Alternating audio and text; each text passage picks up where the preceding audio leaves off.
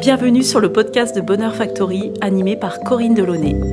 Inspirer, Partager, explorer, vibrer, créer, prendre soin de soi, s'aimer, rire, renouer, transformer. éclairer.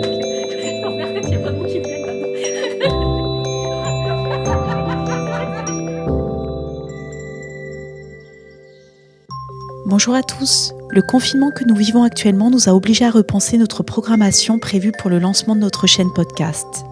Nous avons contacté des invités qu'il nous semblait intéressant d'entendre pour transmettre des messages d'apaisement, de confiance, mais aussi des réflexions sur le futur. Nous avons donc enregistré des épisodes à distance et la qualité du son n'est pas optimale. Par avance, merci pour votre écoute indulgente.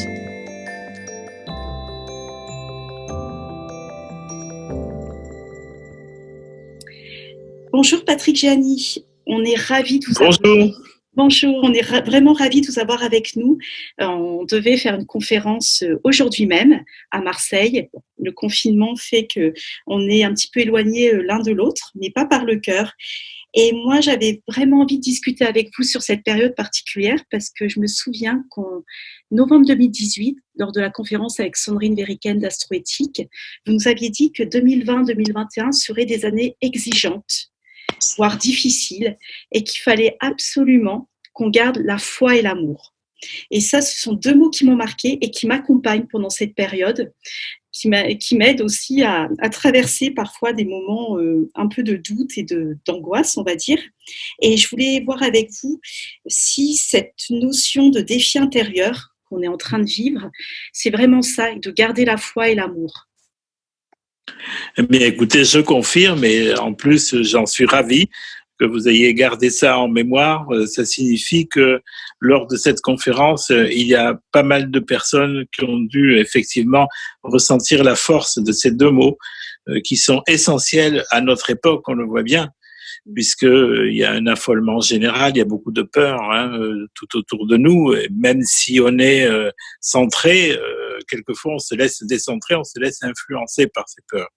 Mais vraiment, oui, la foi et l'amour, ça ce sont deux notions essentielles. Je rajouterai aussi de la patience, parce qu'il en faut. C'est vrai. Oui, la patience, je pense, c'est une des troisièmes vertus qu'il faut cultiver. Au niveau de l'astronomie mondiale, est-ce que vous pouvez nous en dire plus ? Bon, je sais que tout est en Capricorne, Saturne est passé en Verseau. Donc, est-ce que vous pouvez nous dire un petit peu comment ça agit justement au niveau mondial et au niveau de la France ? Alors, il faut donc avoir à l'idée que déjà au niveau des planètes lentes, c'est essentiellement Saturne et Pluton qui gouvernent toute cette année 2020. Ça, on l'a vu, j'ai fait pas mal d'articles à ce sujet, beaucoup d'autres astrologues en parlent. La toile de fond, c'est cette conjonction de Saturne-Pluton qui a coïncidé aussi avec la propagation de cette épidémie, de cette pandémie. Mais il y a bien entendu d'autres planètes. Il y a Jupiter qui actuellement vient renforcer encore ce côté plutonien avec sa conjonction avec justement le maître du Scorpion, Pluton, Hadès. Et donc c'est pour cela aussi, je pense qu'on a cette propagation qui s'amplifie actuellement dans le monde et qui fait peur. Parce qu'on se dit, mais où est-ce que ça s'arrête et quand est-ce que ça va se terminer ? Saturne, lui, vient nous faire un petit coucou au tout début du Verseau pour nous rappeler que on a quelque chose de collectif à vivre, c'est le Verseau, et qu'on a aussi à tenir compte d'une réactualisation des choses au moment présent. Le Verseau est intéressé essentiellement par ce qui se fait ici et maintenant. Donc, par rapport à sa position où il était auparavant, Saturne dans le Capricorne, où il a mis un coup de frein brutal à notre économie, le monde entier s'est arrêté de tourner. Là, avec cette petite incursion dans le Verseau, il nous rappelle que tout n'est pas perdu et qu'il y a une porte de sortie. Il va donc parcourir ce premier degré du Verseau avec Mars le 1er avril, là, et c'est pas un poisson d'avril. Oui, c'est vrai. Donc, Et là, je pense qu'on va avoir effectivement beaucoup de révoltes de la part des gens qui vont... Une révolte saine aussi, de la plupart, c'est-à-dire non, on va pas baisser les bras, voilà, on va pas se décourager. Oui, c'est une révolte dans le sens positif en fait, en se disant voilà, on va y arriver. Deux, hein. Ah, il y aura les deux. Voilà, il y aura aussi des révoltes pas très très cool, mais les deux. Et je pense que essentiellement, ce sera cette envie justement de se libérer d'une sorte de fatalité de cette pandémie, de cette propagation. Voilà. Au mois de juin, Saturne va revenir après dans le Capricorne. Donc, c'est pendant cette période-là, je pense qu'il y aura cette libération tant attendue et qui nous permettra de souffler avant qu'il revienne encore dans le Verseau, mais plutôt à la fin de l'année. Et là, il y reviendra avec Jupiter. Ah. Et ça sera vraiment tout autre chose parce que là, on change vraiment d'énergie. Saturne plus Jupiter au tout début du Verseau.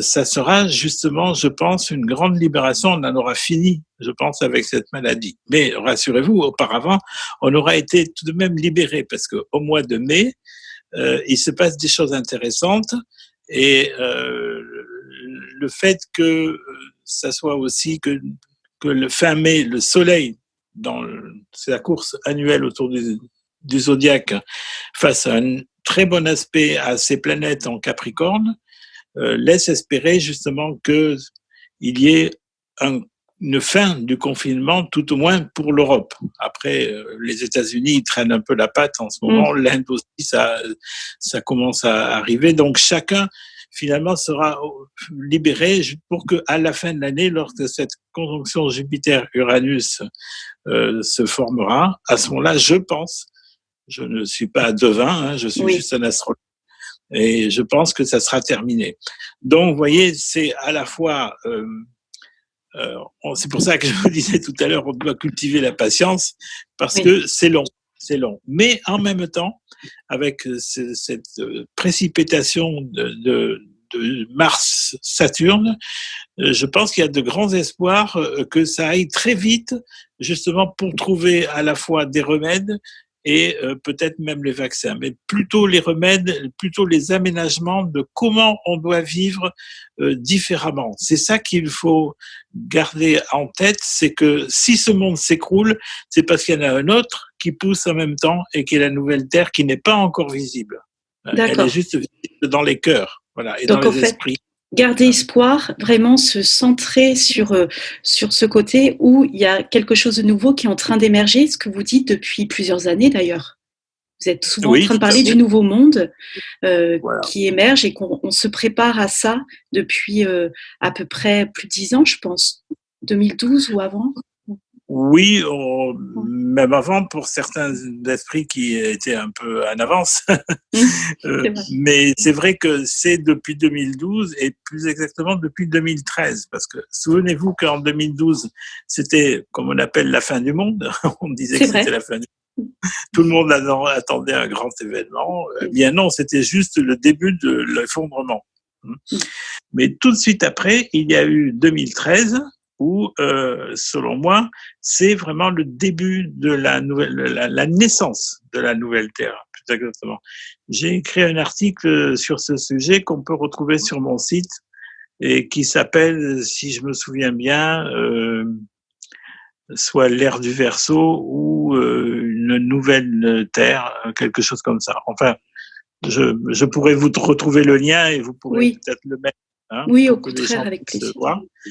Où je fais justement l'analyse du ciel de 2013 qui formait un excellent aspect qu'on retrouve très peu dans l'histoire, qui est un sceau de Salomon. Et donc, très protecteur. C'est un grand triangle, double triangle qui ressemble un peu à l'étoile juive, vous voyez. Oui. Et qui, donc, les planètes se mettent dans cette configuration-là et c'est vraiment très protecteur et c'est, ça signifie vraiment que c'est un événement extraordinaire à plus d'un titre, puisque c'est très rare qu'elles se mettent comme ça dans cette position, les planètes. C'est très harmonieux, voilà. Et ça m'a été confirmé par des messages célestes d'ailleurs que j'avais reçus et qui me disaient que c'était la naissance de la nouvelle Terre. Voilà. Donc on remettra le lien dans l'article parce que c'est intéressant. Oui. Cette étude que j'avais fait, je pense que beaucoup de gens me rejoindront sur le fait qu'il y a eu quelque chose qui s'est passé à cette époque, qui a été le début de la prise de conscience finalement que même si ce monde dans lequel nous vivons, l'ancien monde, était décevant, il y avait un espoir que cela change, et pas seulement sur le plan politique, sur le plan économique, mais sur le plan spirituel. Et ça, c'est le point le plus important, je crois, c'est de se rendre compte qu'il se passe quelque chose au niveau spirituel sur Terre. Oui, on voit qu'il y a de plus en plus de gens qui s'intéressent, justement, qui s'ouvrent, même ceux qui étaient complètement contre avant et qui ne voulaient pas entendre parler ni d'astrologie, ni de méditation, ni de yoga. Là, ça pullule, hein, tous les gens qui vont faire de la méditation de chez eux grâce à des cours collectifs qui se font en ligne. C'est quelque chose de formidable, je trouve. On arrive Tout à fait.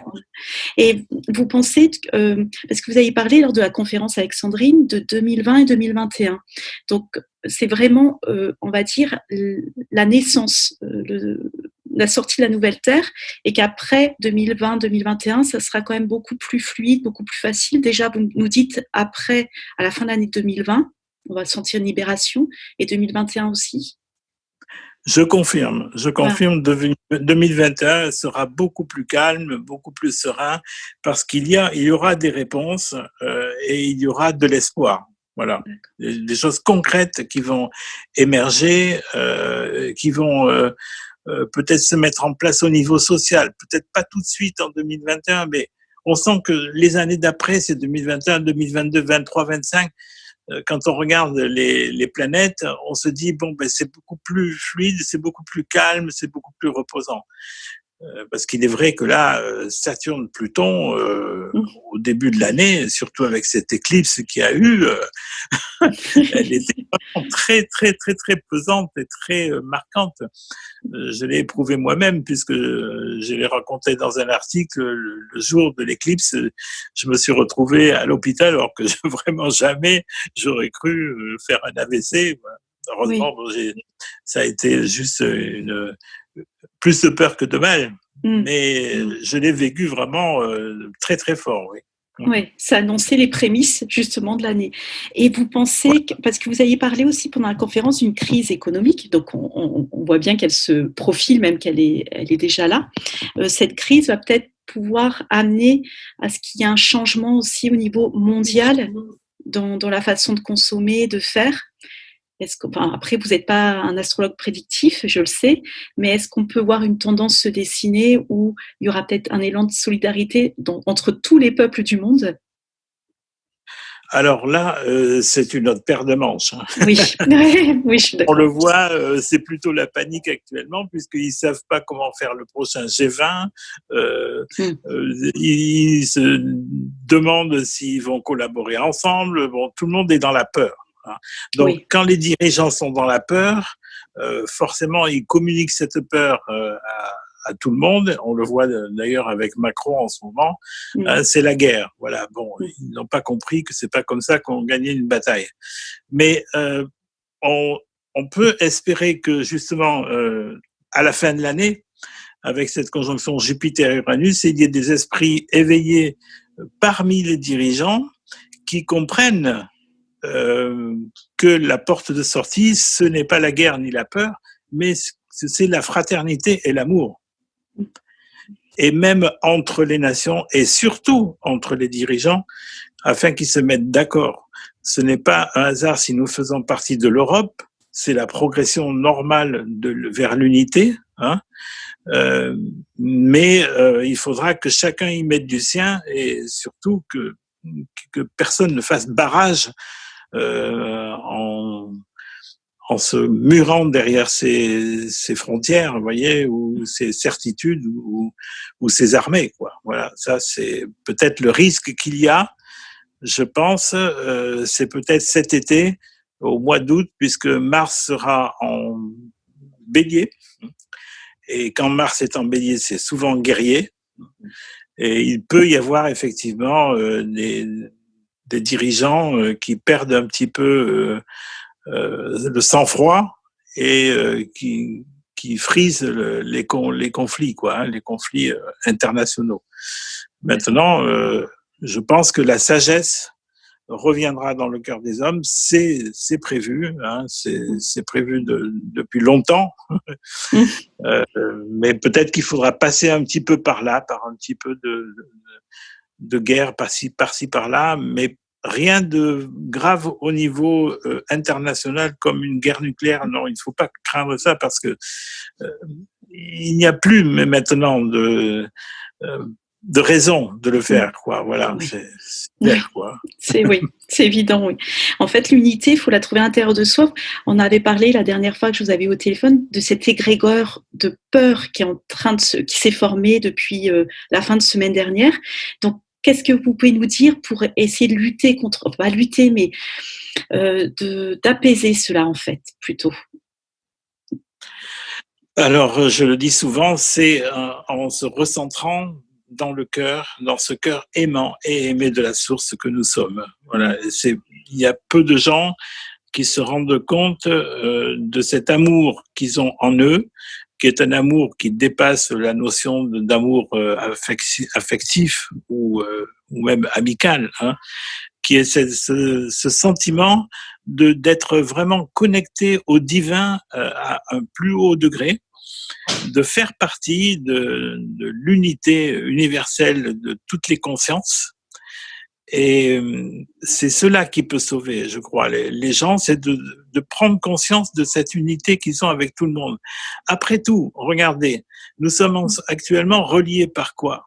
Nous dépendons tous d'un petit machin, comme j'ai lu un article dernièrement, ça m'a bien fait marrer, d'un Africain qui avait écrit ça. Voilà, nous dépendons tous d'un petit machin minuscule, invisible, et c'est cela qui nous relie. C'est que nous sommes tous obligés de nous arrêter et de faire attention à ne pas nous contaminer. Eh bien, voilà une démonstration de l'unité.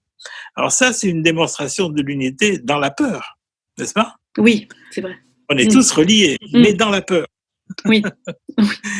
Alors que si on se rend compte qu'on est reliés tous dans l'amour, par l'amour, alors là, c'est peut-être gagné.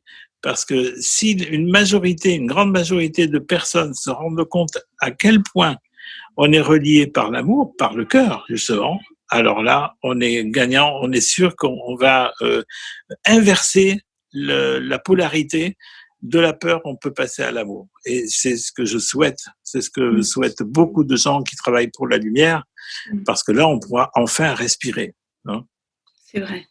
Donc, beaucoup en fait, se centrer par des prières, par du yoga, de la méditation. Qu'est-ce que vous pouvez nous dire d'autre? Quand vraiment la peur nous envahit, qu'est-ce que vous nous conseillez? Alors, quand la peur vous envahit, immédiatement, faut justement s'arrêter, s'intérioriser. Et s'intérioriser, ça peut être juste fermer les yeux dans l'endroit où nous sommes, hein, et en fermant les yeux, de s'intérioriser justement en imaginant que au niveau du cœur, il y a une grande chaleur, pleine d'amour, qui nous relie au monde divin, quelles que soient nos croyances. Vous voyez, nous pouvons nous relier, quelles que soient nos croyances, parce qu'il y a des gens qui croient en Bouddha, il y a des gens qui croient en Mahomet, il y a des gens qui croient en Jésus, qui croient en Marie, etc. Qu'importe. La seule chose qui est importante, c'est de se sentir relié par cet amour. Voilà, de se dire qu'on n'est pas le seul. Et nous ne sommes pas seuls, c'est vrai, nous ne sommes pas seuls. La méditation peut nous aider. Bien évidemment, c'est même la meilleure des choses. Mais quelquefois, quand on est dans un environnement hostile ou trop bruyant ou agressif ou avec des vibrations basses, par exemple, dans des immeubles ou dans des quartiers un petit peu paumés, des grandes villes, c'est difficile de se concentrer. Hein. Oui. À ce moment-là, peut-être qu'il est plus sage de se relaxer avec un casque sur les oreilles en écoutant de la musique de mantra, de la musique de louanges, par exemple, hein, comme il y en a qui sont très très belles, de la musique douce, spirituelle. Hein. On peut le faire de cette manière aussi. On peut le faire aussi par la prière, tout simplement. Hein. C'est-à-dire en s'isolant dans le silence, on trouve toujours dans une journée un moment, que ce soit le matin ou que ce soit la nuit, pour avoir le silence autour de soi. Et là, pareil, on s'intériorise et on prie à sa manière. Là, c'est pareil, il n'y a pas de prière à recommander. Chacun fait sa salade, hein, finalement, sa sauce. C'est vrai. Et on peut trouver, voilà, cette zone de paix à l'intérieur de soi. L'important est de trouver la paix intérieure, voilà, de se recentrer. Alors, on peut utiliser le souffle aussi. Le souffle est excellent. Hein, on ferme les yeux et puis on se concentre sur notre respiration, notre inspire, notre respire, et on se concentre uniquement sur cela. Et il y a aussi le mantra. On peut réciter des mantras, dont le plus simple est le Aum. Et quand on est dans ce Aum très longuement, au bout d'un moment, ça calme, ça s'apaise. On sent que l'esprit s'apaise, ça y est, et la peur s'en va. Parce que dès que l'amour revient en nous, la peur s'en va. On a de la joie. Il y a de la joie qui monte, en fait. Oui. Moi, je l'ai testé parce que j'ai eu des moments de panique cette semaine. Et d'un coup, j'ai senti de la joie remonter, vivement. Et c'est vraiment une période d'intériorisation puisqu'on est coincé de toute façon chez nous la plupart du temps. Donc, du coup, c'est vraiment retourner à l'intérieur de soi, ce que vous nous dites depuis pas mal d'années, hein, déjà, de retourner à la source, de retourner à l'intérieur de soi. Ça, c'est quelque chose d'essentiel, en fait. De ne pas penser à l'avenir pour l'instant, parce qu'on ne sait pas, en fait, de quoi ça sera fait. Je pense qu'on va s'adapter au fur et à mesure. L'être humain va s'adapter. C'est ce que vous pensez, oui. Et de penser au moment présent et d'essayer de faire des petites choses, c'est ça. Vraiment de s'accrocher au présent, c'est ce qu'on nous demande là pendant ces prochains mois, avril, mai, juin, quelque part. Voilà. Ouais. Je pense qu'en mai, ça devrait quand même s'éclairer. Hein. Mi-mai, je pense que ça va s'éclairer. Il y aura un relâchement aussi de la part des autorités. Pas tout de suite. Ils vont pas nous dire, bon, vous pouvez continuer comme avant. Hein. Ça se fera progressivement. Donc, c'est là qu'il faudra être prudent et continuer d'avoir des gestes barrières, etc. Mais on pourra peut-être un petit peu plus faire de choses et peut-être même se rencontrer avec la famille ou avec des amis, ce qui sera déjà bien, quoi, parce que ça sera une libération. En plus, avec des beaux jours, hein, c'est merveilleux. Voilà. Oui, et puis on a envie de voir la nature quand on est enfermé en ville. En fait, on se rend compte que c'est l'essentiel, c'est ce qui nous manque. Et la terre, vous pensez que là, elle revit, elle est heureuse de ce qui se passe. Exactement. Voilà. Vous avez bien fait d'en parler. Ça, c'est très important de voir le côté positif de ce confinement. Parce que le côté positif, on l'oublie toujours. Mais quand on se balade de bon matin avec un air pur comme ça, même dans les rues, c'est vraiment vivifiant, c'est vraiment ressourçant. Et qu'on entend le chant des oiseaux, qu'on voit, qu'on se balade et qu'on voit la nature, même dans les jardins de la ville, comment elle s'éveille tranquillement là, comme si elle nous disait enfin vous nous remarquez. C'est vrai qu'on entend les petits oiseaux, alors que souvent il y a les voitures, les avions qui passent. Enfin, on a vraiment plein de nuisances sonores. Ouais.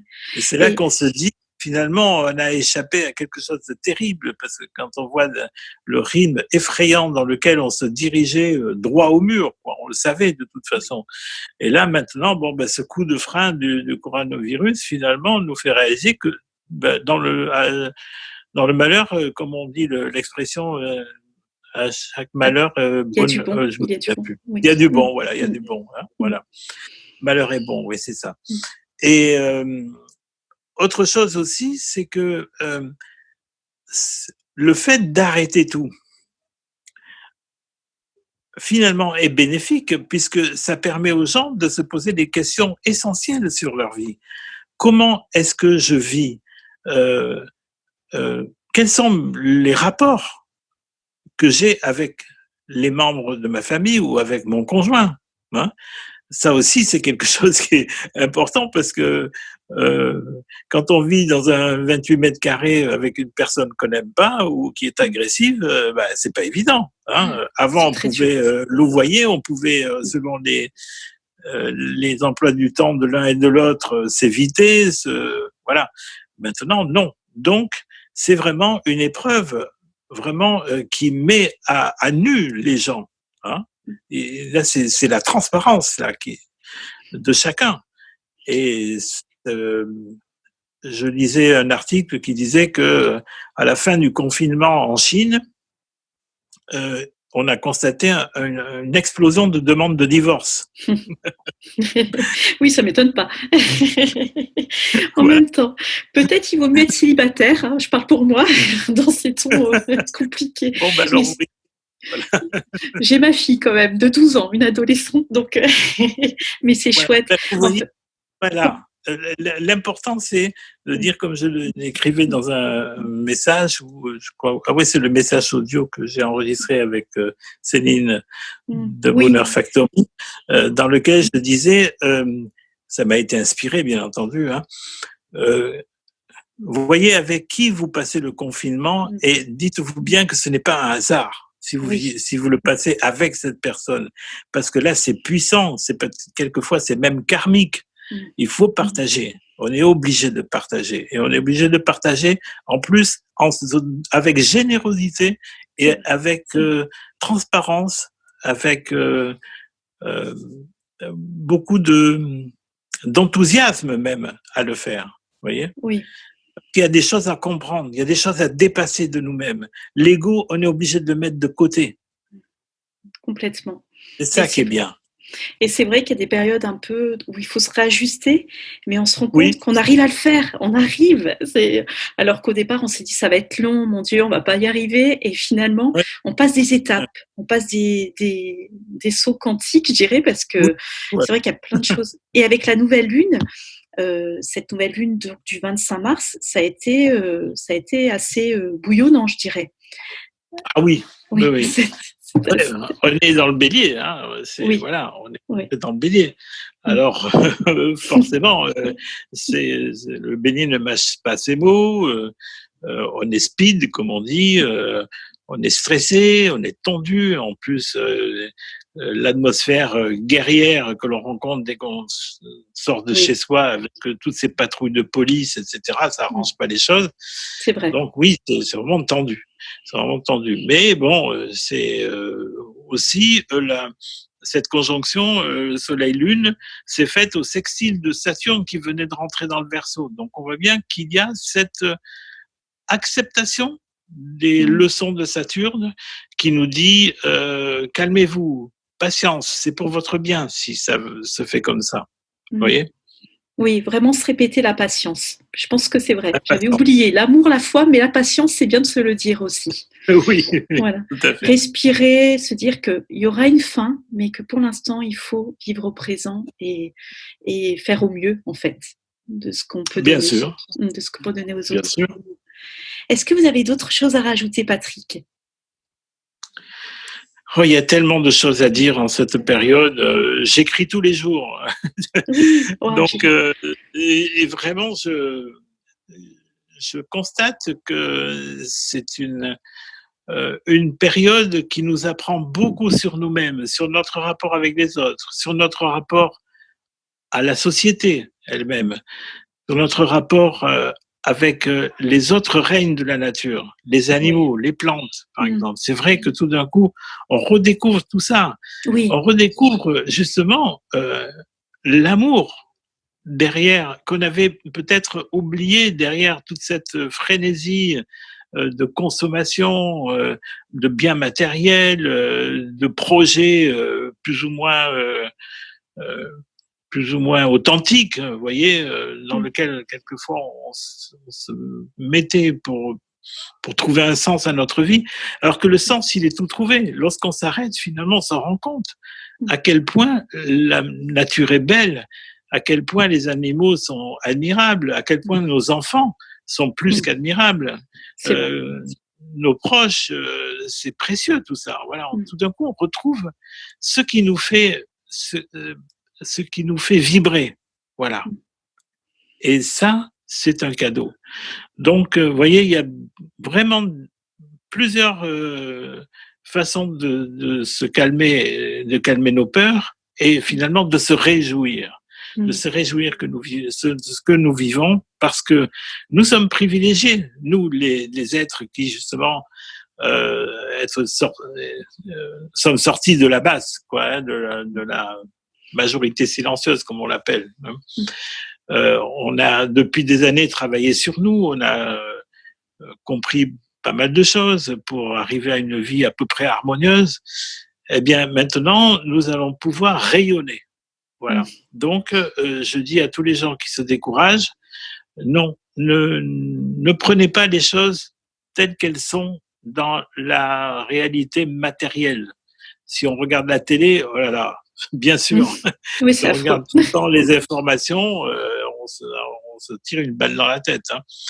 Non, il faut toujours relativiser, se dire que tout ça est un spectacle finalement. Hein. Un détachement est nécessaire, vraiment, un détachement est nécessaire. Se détacher, ça ne veut pas dire être insensible. Se détacher, ça signifie ne pas rentrer émotionnellement dans ce que l'on voit et de ce que l'on ressent. Oui. Voilà. Ah, merci, c'est des mots puissants. Merci beaucoup. Je vous remercie. On a besoin vraiment d'encouragement, comme vous dites, et de se rassurer seul, mais c'est bien, ça fait du bien de l'entendre en tout cas. Vous allez continuer à faire les petites capsules sur la page Bonheur Factory. On peut le retrouver aussi sur votre page Facebook. Aussi sur mon site. Là, je vais mettre un article en ligne demain qui s'appelle Les plus adaptables. Et vous pourrez le voir dans les articles qui figurent sur mon site gianni.fr. Gianni.fr. Voilà. .fr. On va le noter. Et puis envoyez-nous aussi le lien de Salomon. Ah oui, tout à fait. De l'article sur l'ère du verso. Voilà. Oui, parce que c'est vrai, c'est important. Je voudrais le signaler. Nous sommes vraiment au début de l'ère du verso. Voilà. Donc c'est pour ça que il faut y croire. C'est l'ère nouvelle, c'est l'ère du Verseau. Même s'il y a des gens qui ne croient pas à l'ère du Verseau, on peut croire en la nouvelle Terre. Moi, je sens que de toute façon, c'est ça. Le monde doit changer. Il ne peut pas continuer comme ça. Hein. Donc voilà, il faut y croire et le co-créer parce que nous sommes vraiment des esprits puissants de co-création. Ah, merci. Et laissez tomber dès qu'on nous dit oui, mais l'être humain ne changera pas. Non, on revient sur la nouvelle Terre, on revient sur ce qu'on voit autour de nous et vraiment profondément y croire. Oui, c'est vrai, c'est que le début de l'ère du Verseau qui va durer. Combien de temps ça dure l'ère du Verseau ? 2500 ans. Alors... Oh là là, ah oui, d'accord. On a le temps de s'améliorer. Hein.